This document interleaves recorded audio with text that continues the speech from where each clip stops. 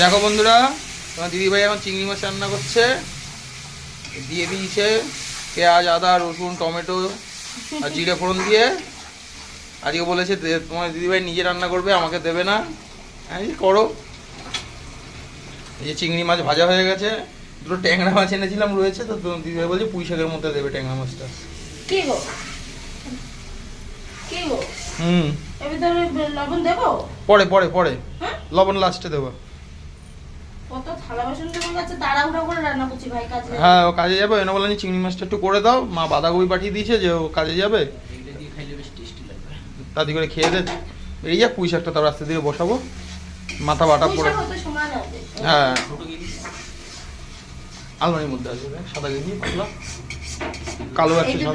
ট্যাংরা মাছ দুটো দিয়ে দেবো। দাও না, মাছটা একটু ভেজে নি তো। চিংড়ি মাছের মধ্যে দিবি? হ্যাঁ একটু ভেজে নাও মাছ। ভাত যাবে না, এর ভিতরে দিয়ে দেবো, সেদ্ধ হয়ে যাবে। ঠিক আছে তাহলে করে নাও, আমি সামনে একটু গুছিয়ে দিয়েছি। কি খোঁজে?